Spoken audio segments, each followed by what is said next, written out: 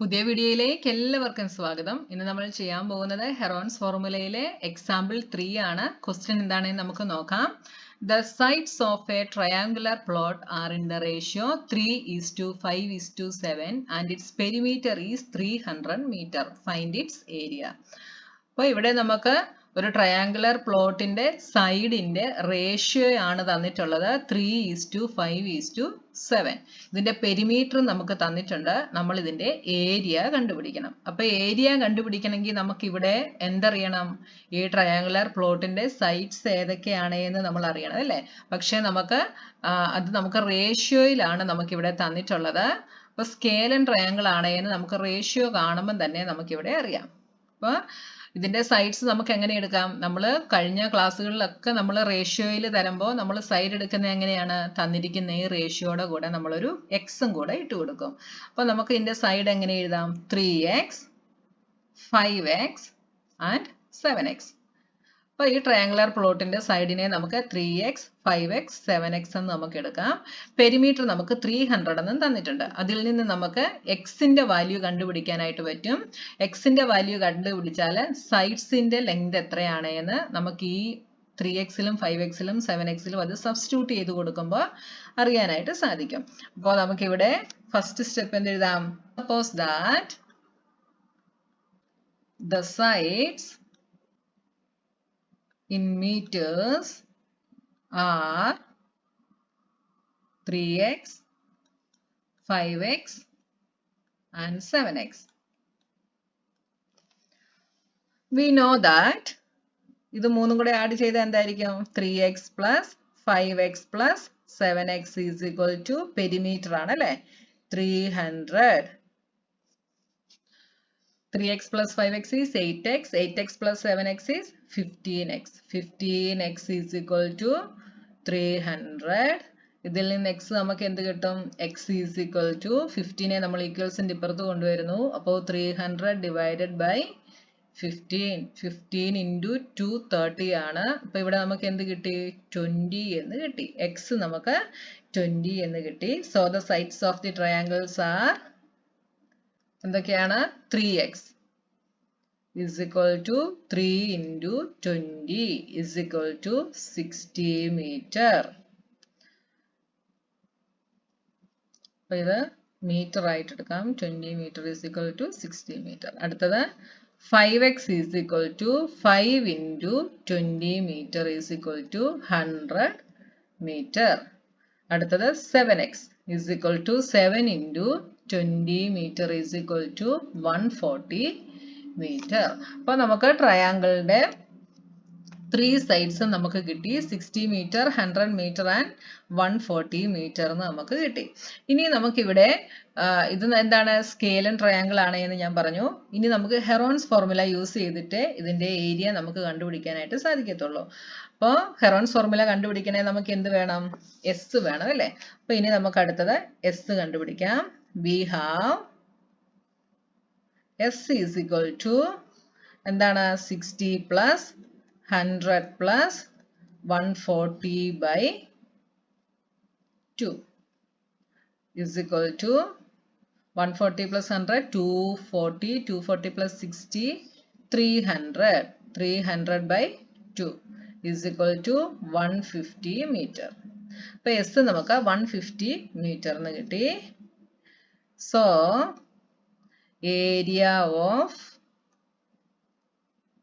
triangular plot is equal to root S into S minus A into S minus B into S minus C is equal to S എത്രയാണ്? S 150.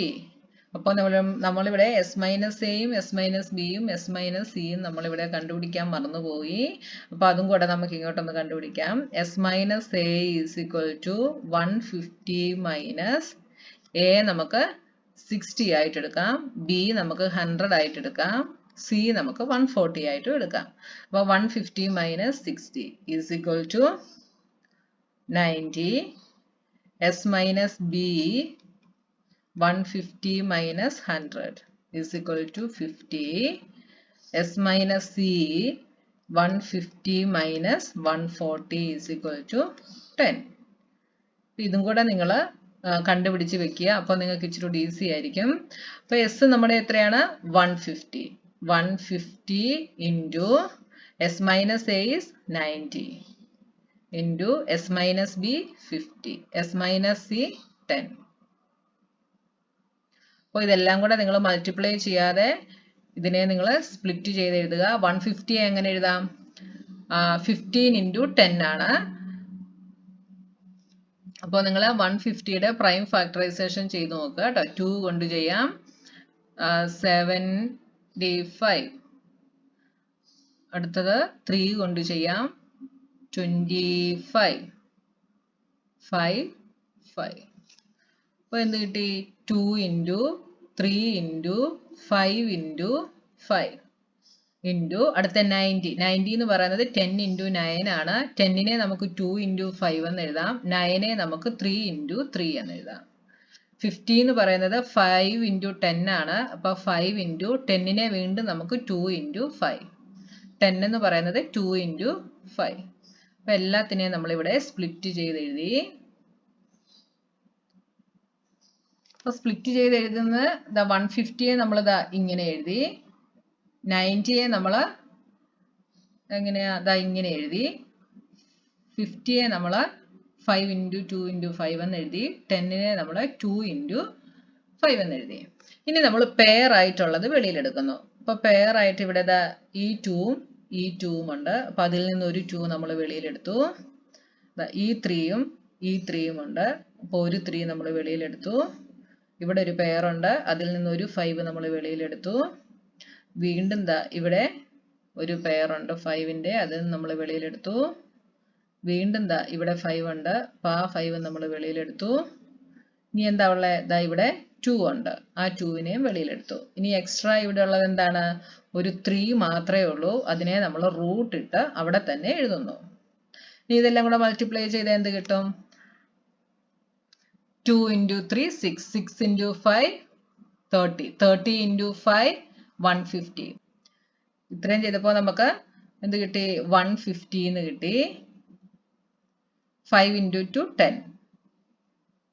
അപ്പോൾ 150 into 10 എന്ത് വരും? 1500. ഇത്രയും ചെയ്തപ്പോൾ 1500 എന്ന് കിട്ടി. അപ്പോൾ നിങ്ങൾ അങ്ങനെ എളുപ്പ വഴികളൊക്കെ നോക്കുക കേട്ടോ. അപ്പോൾ നിങ്ങൾക്ക് കുറെ കൂടി ഈസി ആയിരിക്കും ചെയ്യാനായിട്ട്.